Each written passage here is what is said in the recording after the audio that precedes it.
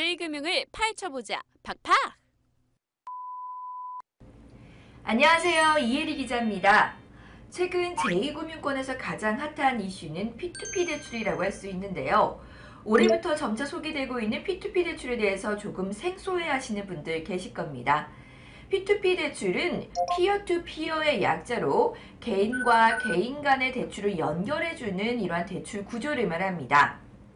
즉 은행이 필요 없이 P2P 대출 업체를 통해서 자금 여유가 있는 사람이 대출을 원하는 사람에게 돈을 꺼주는 방식입니다. 자금을 빌려주는 사람은 은행 이자보다 높은 투자 수익을 얻을 수 있고요. 또 자금을 빌리는 사람은 대부업체나 저축은행 등 제2금융권보다 낮은 중금리 대출로 돈을 꿀 수 있다는 이러한 장점이 있습니다. 가운데 껴있는 P2P 대출은 대출 중개 수수료를 얻어서 이러한 경영을 이어가는 방식입니다. P2P 대출의 연평균 대출 금리는 평균 9에서 10% 정도인데요.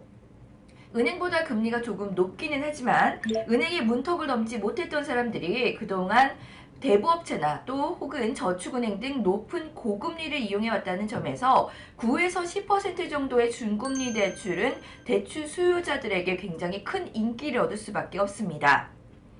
특히 P2P 대출의 절반 정도가 대환대출인 만큼 이러한 중금리 대출 시장의 수요는 꾸준히 증가할 것으로 예상이 되고 있습니다.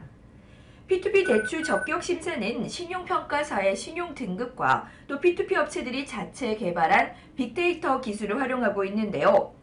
보통 나이스 신용평가사 기준으로 신용등급 7등급 이내이고 또 1년간 채무 불이행이 없는 사람이 대출 신청 자격을 얻을 수가 있습니다. 요즘 워낙 저금리 시대인 만큼 P2P 대출은 투자 수익처로도 곽광을 받고 있는데요. 돈을 빌려주는 사람은 은행 금리보다 높은 6에서 7% 정도의 투자 수익을 얻을 수가 있습니다. 또 이자가 매달 지급되는 만큼 월세처럼 매달 투자 수익을 원하는 이러한 투자자들에게 굉장히 적합한 상품이라고 할 수 있습니다. 현재 P2P 대출업체의 시장 1위는 출범 1년을 맡고 있는 8%라는 업체고요. 또 그 뒤를 지난 4월에 오픈한 랜드시 뒤를 잇고 있습니다. 현재 8%와 랜드스를 포함한 상위 7개의 P2P 업체들의 대출 잔액은 150억 원을 넘어서고 있는 상황인데요. P2P 중금리 대출에 대한 입소문이 점점 더 커지면서 대출 잔액은 급격하게 증가하고 있는 상황입니다.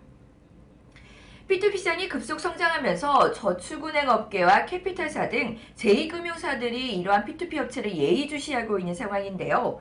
P2P 업체들의 주 고객이 그동안 저신용자들, 즉 저축은행 등 제2금융권 고객이었던 만큼 P2P 업체들의 급속한 성장세는 이러한 제2금융사들에게 위협이 될 수밖에 없는 상황입니다. 또 여기에 내년 초 인터넷은행까지 출범을 하게 된다면 이러한 중금리 대출 시장에 대한 경쟁은 더 치열해질 것으로 예상되고 있습니다.